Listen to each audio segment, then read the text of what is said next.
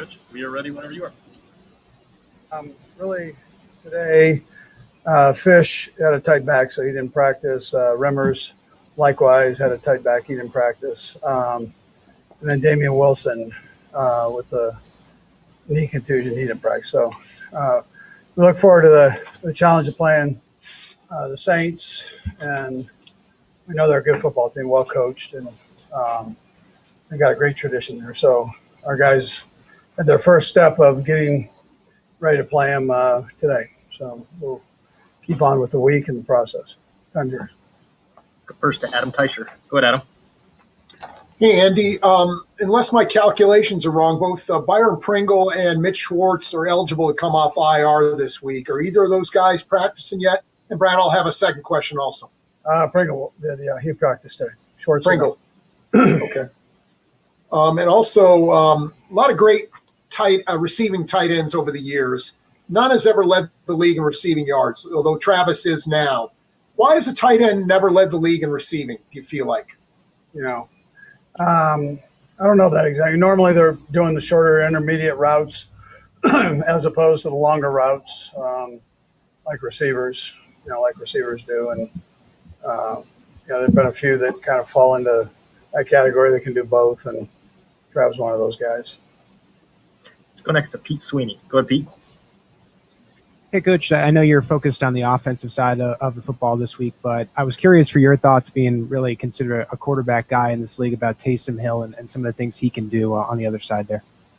Well, he's a BYU guy. I think that's probably all we need to say. I mean, he's a good player, strong, a good runner, good thrower. He represents well, but unfortunately, he's on the other team, so we got to get ourselves ready to play against him. Yeah. Let's go next to Herbie T.O.B. Go ahead, Herbie. Hey, Coach, two questions here for you. The first one, there's obviously going to be a lot of creativity on the field when you and Peyton match up. How do you challenge yourself every year to stay creative, and where do you find your inspiration from? I've got good coaches that love the challenge of finding new things and experiment with them. And I've got players that thrive on that stuff. I mean, they want you to find something that's out of the ordinary and make it the ordinary. So and practice it. So I appreciate all of that. But, I mentioned Joe Blameyer in the past. I joke about the Joe files, but he's got a file of things that take you anywhere and everywhere that football's played. And to follow up on Pete Sweeney's question on Taysom Hill, obviously there's a BYU connection there, so you probably saw a lot of him just keeping in touch with your alma mater. How much were you aware that he could block punts and play defense and return kicks when you saw him coming out of college? Yeah, Chad Lewis, who played for me, is one of the assistant athletic directors up there, told me the kid's been banged up, but don't let that fool you, because he's like one of the best athletes ever come out of the school. So, and he can do anything and is willing to do anything. So I knew that when he was coming out, yeah. Let's go next to Steve Weish. Go ahead, Steve. Hey, Andy, good seeing you. I know you're going to get BYU love for your guys all the time, as you do. Just your thoughts. It seemed early in the season a lot of teams were defending you guys to try to limit the explosive plays, and now you guys are really kind of on a roll of hitting those explosives. What has changed? Yeah, well, I think some of our short intermediate games help that, and you got to be able to defend both, and then we got Sammy obviously back, and we've got kind of the full gamut of guys that we play with, and we've got some explosive players there. So I think that's helped. Very similar to the University of Missouri back in the day. Go next to Sam Mellinger. Go ahead, Sam. Hey, Andy. It seems like anytime one of us asks you about something that didn't go right during a game, it's always, that starts with me. We got to get that fixed. That starts with me. I know you genuinely feel that responsibility, but I'm also curious if this is sort of a way to, make sure that there's no blame game within your staff, within the organization. Just kind of take it on yourself. Yeah, well, I think we all need to do that. I mean, that's part of it. and it's something that most people don't do. I think you better look in the mirror before you criticize others, and so it starts with me, and I've got to make sure I do that, sincerely do that, not just say it. So, and I've tried to always be that way, and I expect, the guys to do the same. I mean, the best that they possibly can, and start with yourself and be honest with it, and let's not worry about everybody else. Take care of ourselves that way. Looks like we've got 3 left. We'll go right down the line, starting with Eb. Go ahead, Eb.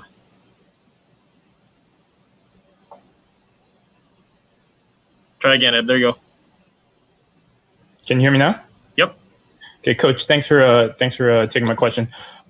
You've obviously coached since the golden age of since scrambling quarterbacks and dual threats kind of came in with McNabb and Vic.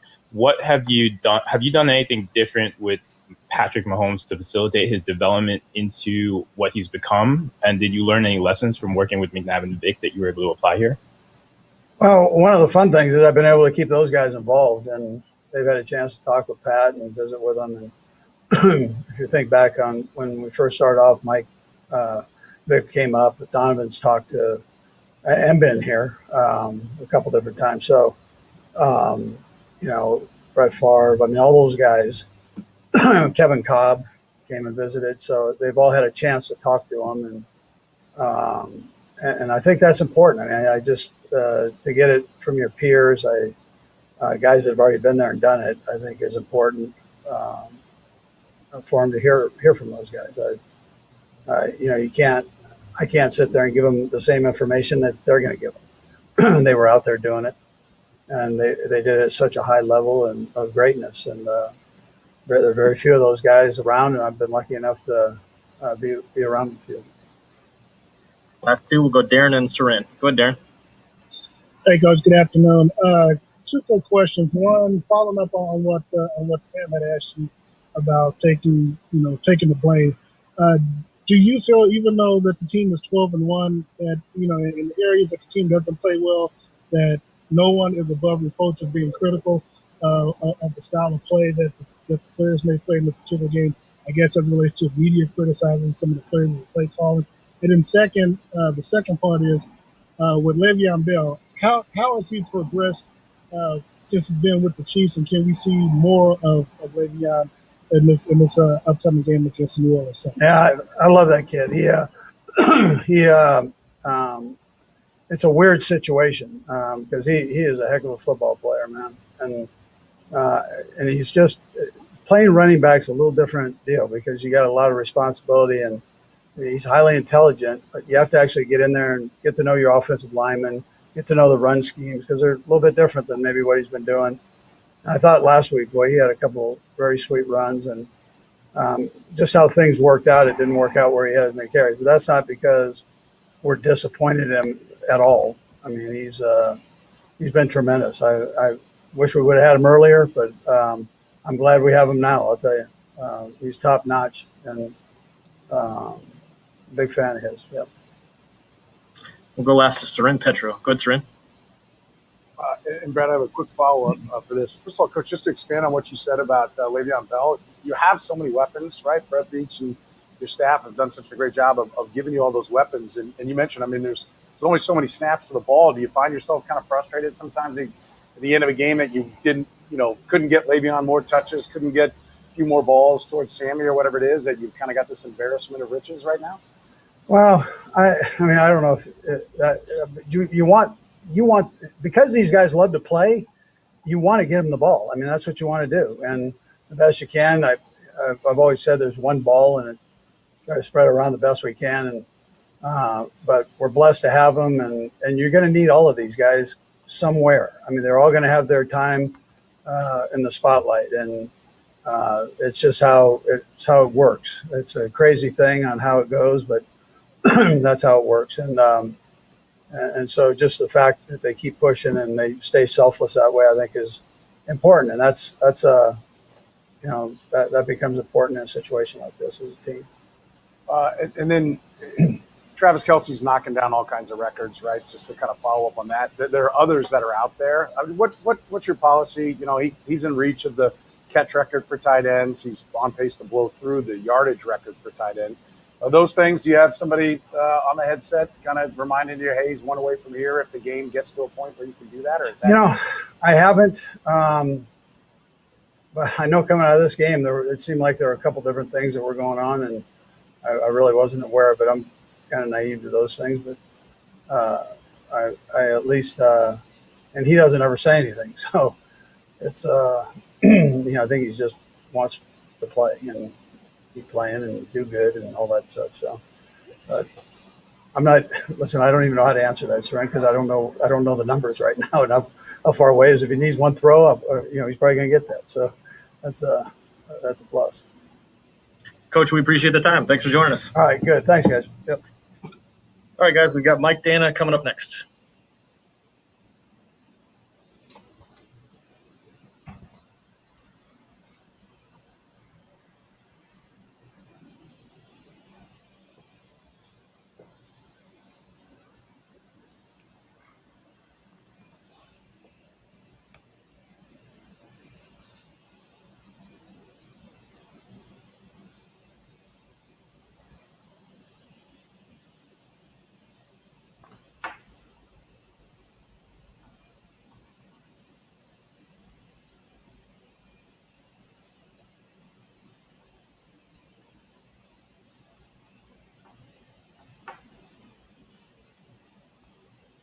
All right, guys, I believe we've got Mike stepping up now. There he is. You hear me okay, Mike? Yeah, I can hear you. All right, well, we will get started, and we'll start first with Pete Sweeney. Go ahead, Pete. Mike, it seems like you're really comfortable in these one-on-one matchups using your hands. Why and how has that become a place of strength for you as a pass rusher? Kind of just preparation throughout the week, studying my opponent and understanding his tendencies and understanding how I can defeat those tendencies. So working throughout the week and, just kind of trusting yourself. And kind of like I said, preparation is a big part of what happens on game day and the results. So all that goes into preparation, how we work on the D-line, how we work as a unit. Let's go next to Karen Kornacki. Go ahead, Karen. Oh, I'm sorry. The unmute button gives me trouble. Anyway, wanted to ask you a little bit about, right now you guys have the number 1 seed. Right now you guys are on top of the hill. Is there a different mentality? It's one thing to get there, but now you guys are 12-1. Everybody's aiming for you to just keep that spot, and run the table so you guys can get that bye.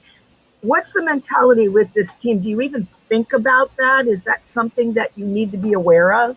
Well, when we go against an opponent and when it's a game, we throw the records out the window because, any given Sunday, somebody can be beat. So we look our opponents in the eye and we respect them. And we understand that we are 12-1 and we have a lot to lose, but we understand that an opponent can be just as good as us. There's a lot of good teams in the NFL that can, win these days. And just understanding that we got to come in each week and work the same way we worked since week 1 and keep understanding that if we keep getting better and stacking these weeks, we're going to get our ultimate goal. Let's go next to Adam Orduna. Go ahead, Adam. Hey, Mike, so being a rookie, you guys have already played in some big games. You've faced Tom Brady and Tampa Bay, and then you guys are now getting ready to play New Orleans. You played in a lot of big games in college as well. Do you ever just sit there and think about the fact that you're playing against a team like the Saints, like Tom Brady, and no games are guaranteed? What is your thought process when you look on the schedule and you say, man, we're playing some of these historic teams and you get to go do that on Sunday? Well, it's a really special feeling because, not everybody in the world get to do this, and it's really a blessing. So being able to go against those big-name guys and those big-name teams is truly a dream come true, but understanding that those teams or those guys are out for blood and are out to serve you a loss. So I come in each Sunday with the same energy, whether it's Tom Brady, Drew Brees, or whatever big name guys or whatever team it is. I give them guys all the same respect, and I just prepare for whoever I'm going against. Let's go next to Nate Taylor. Go ahead, Nate. Hey, Mike, I have 2 questions for you. One, what did you learn when you went through your injury and how that may have helped you in your return? And then what did you think as a group on the defensive line? What worked in leading to the 4 sacks against the Dolphins last week? Well, I'll start off with the D line. I think our preparation was big, man. We went into this game knowing what our assignment was, what our goals were, and we knew that when we came to the game, we had to hit those assignments and execute the games, execute our rushes, and just show up when our number is called and be ready when our opportunity is given to us. And for the second question, what was your second question? Can you repeat that again? Yep, 1 sec. Let me unmute him here, Mike. Oh, sorry about that. Let's see if I can get him. There you go, Nate. Give it a shot. Nope. There we go. How about now? Thanks, Brad. You played a few games early in your season, Mike, and then you had the injury. Just what did that lesson do for you, and how did that help you when you came back, just from what you saw, what you were doing earlier those first few weeks? Well, there's always that you got to respect the game, man, because this game can take you out, snap of the fingers. So, understanding that, any play can be my last play, any game can be my last game, any practice can be my last practice.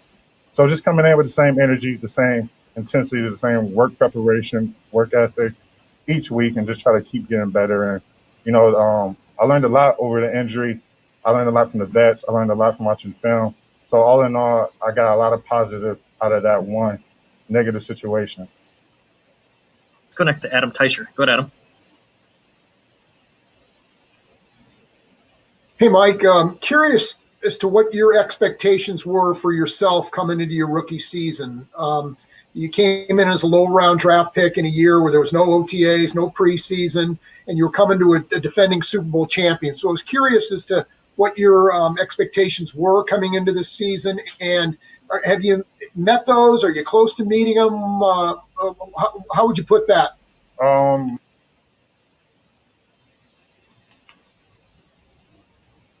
Hold on 1 sec, Mike. I think we got a small tech issue. 1 sec, Mike. Luke, can you run back there? I think we got muted.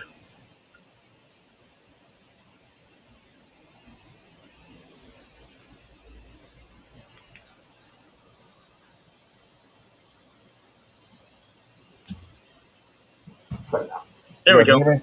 We got you now, Mike. Okay, yeah. So going into this rookie season, no, I had big expectations, and the biggest expectation I had was gaining my teammates' trust and respect. That was the biggest thing I wanted to do, because once you do that, guys can trust you to be on the field, trust you to do your job. I wanted to gain the trust and the respect from the coaches, because the same thing, those guys will understand that you can do your job. They don't have to, worry about if this guy's going to be on this time, or if this guy's going to be where he's supposed to be at that certain time. So holding myself accountable is a big thing for me. And just understanding that when I came here, I wanted to gain everybody respect, gain everybody trust, so I can just make this job easier for myself and easier for everybody else by having them, trust me, be out there and doing what I'm supposed to do. We'll go to Sarin for the last one. Go ahead, Sarin. Mike, I know, a little bit different style between Taysom Hill and Lamar Jackson, right? A little more power in his run, maybe not quite as elusive as Lamar Jackson. Does that change how you have to prepare? Or is it, the same thing? You have to change it up, have a more physical mindset. Anything that is different when you see this kind of quarterback? Well, I mean, both of the quarterbacks both like to run. So kind of like you said, Jason has a little more power, so we got to be ready to play the power runs, the more of the core runs, the box runs, not so much of the bouncing and, trying to get to the perimeter. So, because that's the Lamar Jackson type deal. But with him, he tried to get between the tackles or whatever. So just preparing, kind of settling down in the front seven, being ready, be aware, being situationally aware of the times he can run, times he can pull it, and just, be on our keys, understanding when to be in the right place at the right time. Mike, we appreciate the time. Thanks for joining us. All right, thank you. Thanks for having me, you guys. Thank you. All right, guys, we got Trishawn Wharton coming up here soon.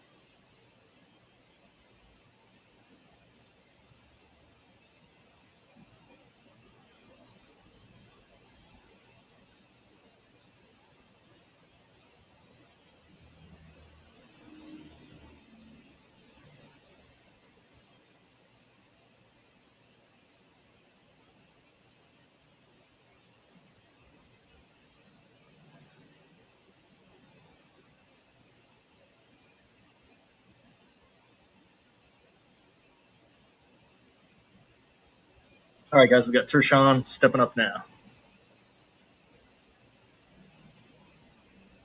Hey, Tershawn, can you hear us okay? Yep. All right, well, we'll get started, and we'll start first with Adam Teicher. Go ahead, Adam. Hey, Tershawn, a couple questions. First, did you have a lot of offers when you signed with the Chiefs after the draft? Were there a lot of other teams interested? And if so, why you signed with the Chiefs? And Brad, I'll have another question as well. Yes, sir. It was other teams interested in me, and I think I chose the Chiefs. Me and my agency, we thought it was the best fit for me, like my style of play and how it was going to change from what I was doing in college. So that's what really made me stick with the Chiefs. And what expectations did you have for yourself coming into your rookie season? And do you feel like you've met those, haven't met them? How would you explain that part of it? Coming in, I just really wanted to make the team, and then once I did that, see where they wanted me and how could I play. And I feel like I did some of what I wanted to do, not all the way accomplished yet. So that's how that worked out for me. Go next to Matt McMullen. Go ahead, Matt. Hey, Tershawn. I'm curious, what's the biggest difference between what you were dealing with at S&T and now what you're facing in the pros, and how have you handled that so far through your career? At S&T, I was the guy that was going to come after. Now being on a team with pros, I'm not really the guy they're going to come after all the time. So that helped. And then things at S&T, my senior year, junior year, I was a leader on the team. So right now it's just kind of like you back to square one when you come in freshman year of any school. So now it's just I'm trying to play with others. Let's go next to Pete Sweeney. Go ahead, Pete.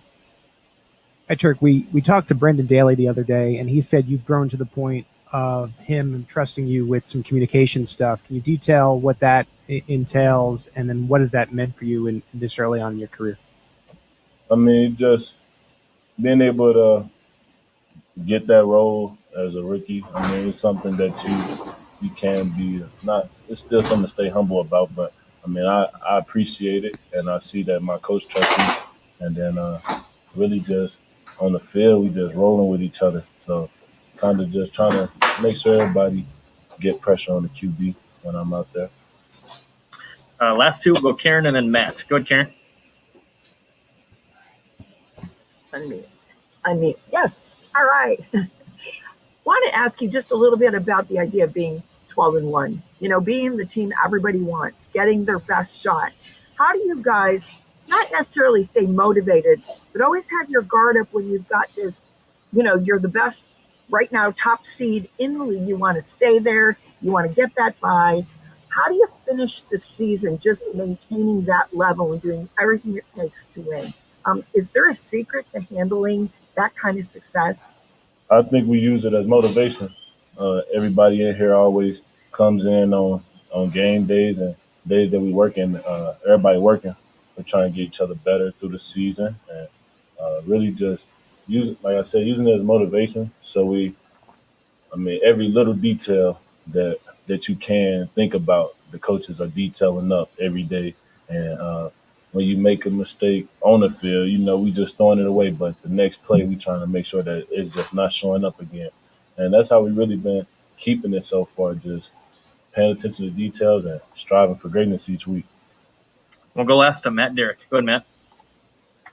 Hey, Turk, you've talked about the importance of the Shrine Bowl was for you. It's coming out and being able to get noticed.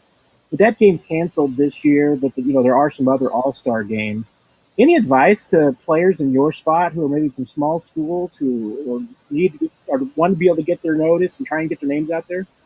The next big thing for them would be the combine. So, you'll have to focus in on making sure your numbers right, because that's the next big thing after we go to bowl games. You usually start pre-draft training. So, being there with pre-draft training, you just gotta really make sure your numbers are the best, because that's the next thing they're gonna look at. And then, your film should show something already. And by this time. Sean, we appreciate the time. Thanks for joining us. Thank you. All right, guys, we got Patrick coming up next.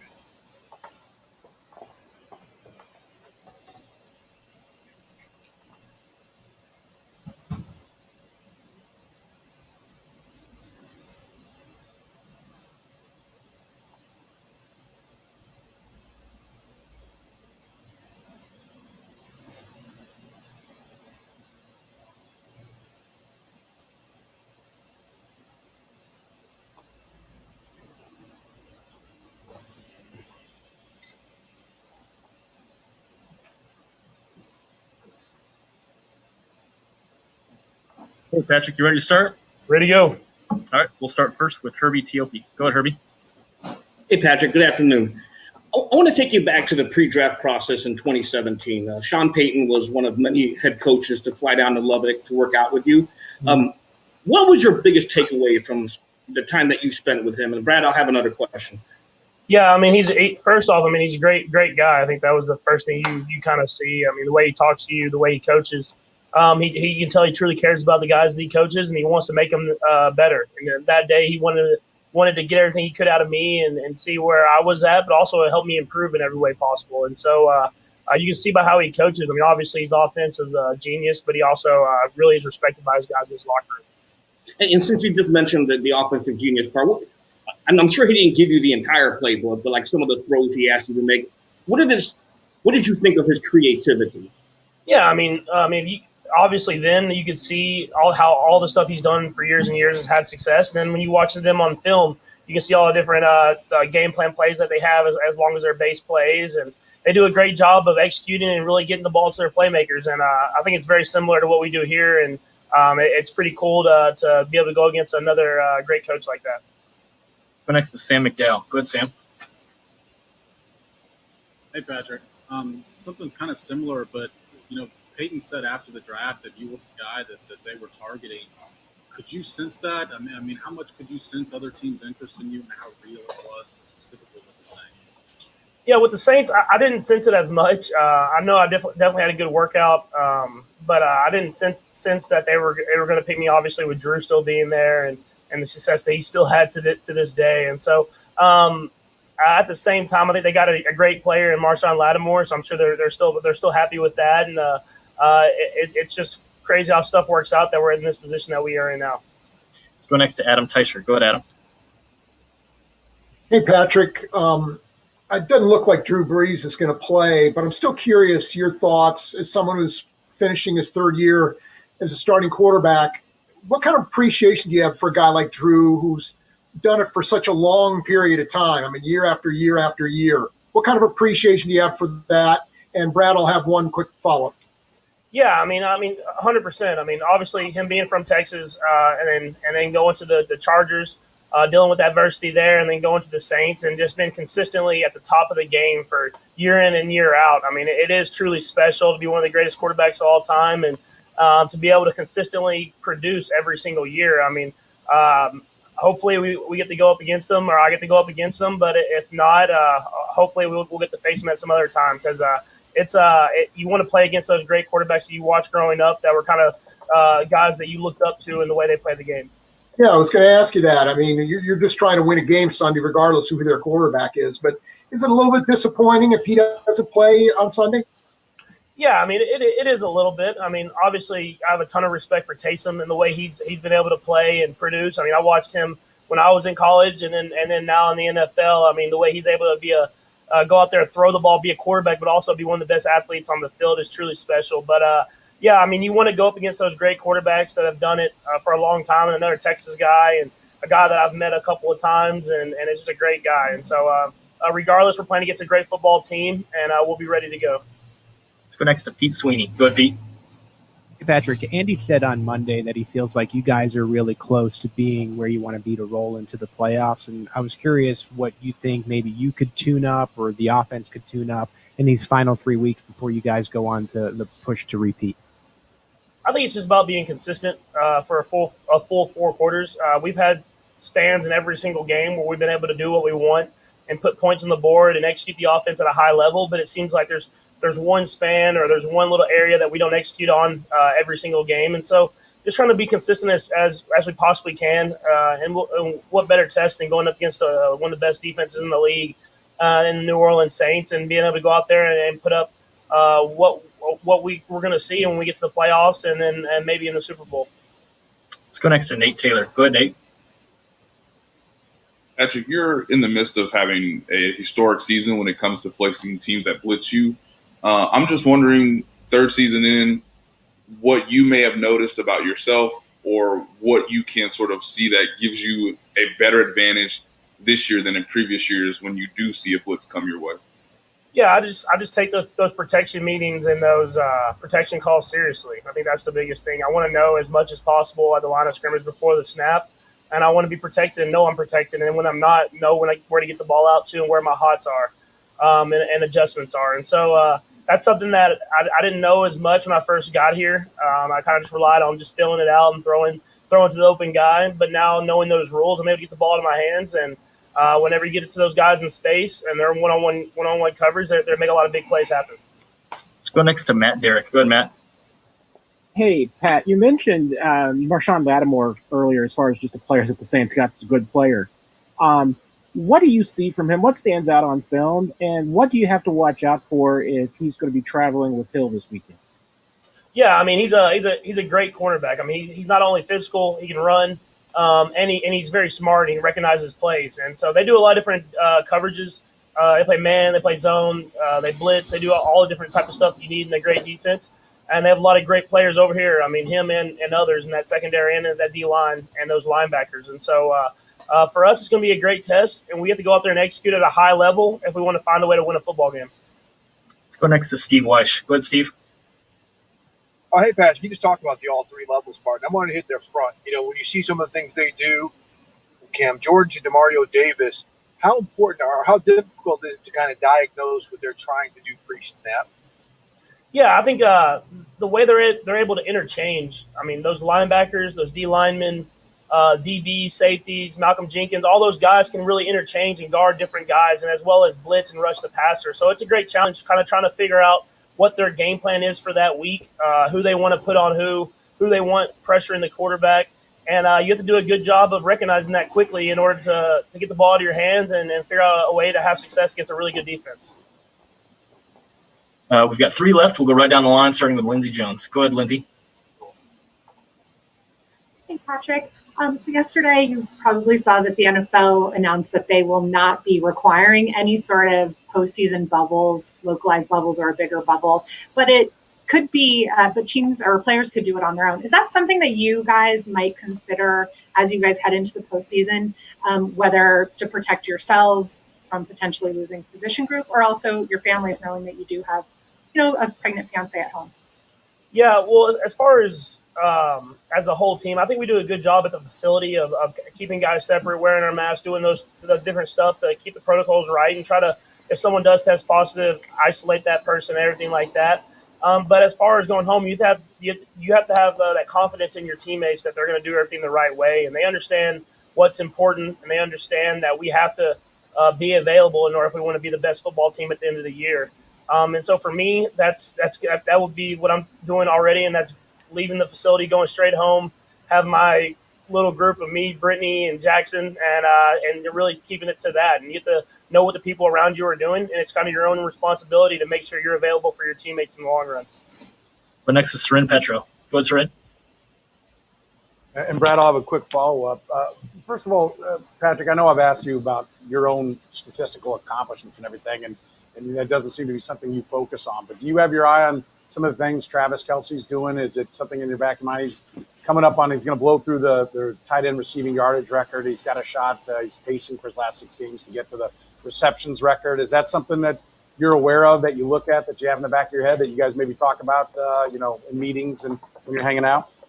I mean, we never talk about it. I mean, I don't know if that's baseball superstitious or whatever. I mean, I see it on Twitter and stuff like that. But I try to stay away from all that. We just focus on going out there and winning football games, and it works out how it works out. Some days it's Tyreek, some days it's Travis, some days it's Sammy. So, I mean, we got guys everywhere, and we just go out there and try to execute, and whoever's open's open. All right, and then a follow-up kind of on the blitz conversation. I forget it was at the end of last year or the year before, but when you were on the shop, and one of the things you said there was, I want to get to that stage where I'm Tom Brady, where I see the whole field, where it's just reactionary. Where are you in terms of getting to that point now, wrapping up, heading towards the end of a third year as a starter? Yeah, I mean, I feel more comfortable every single year, every single game that I'm out there. I mean, even if you look back at last week, they gave us some unscouted stuff, and I was able to pull back from what the New England Patriots had done to us in years past, and being able to find ways to get completions to get the protections right. So, I mean, I feel more comfortable with the more experience I get. That's how it is this quarterback position. And so I'll try to keep my body so I can keep my body as high as my mind is and make sure that I'm ready to go and better every single start I'm out there. We'll go last to Steve Walls. Go ahead, Steve. Hey, Patrick. I know Saran just asked you about Kelsey, but I'm hoping you can answer this for me. His name is being mentioned in the offensive player of the year discussions from media and also fans. And I know it's still early, but you even mentioned it on Twitter last week. What are your thoughts on that? And what is your pitch to the AP for him to win an award that a tight end has never won? I mean, if you look at history and look at the seasons that tight ends have had, I mean, he's got to have one of the best as far as catching the ball and being a playmaker and in the offense. And so I think that speaks for itself. As well as, I mean, if you watch the way he blocks for other guys, I mean, it's truly a special season by a tight end. And, I mean, not even a tight end, just a player, just a game changer. And so, I mean, that's the pitch in itself. Patrick, we appreciate the time. Thanks for joining us. Thank you. All right, guys, that is it for today. Give me one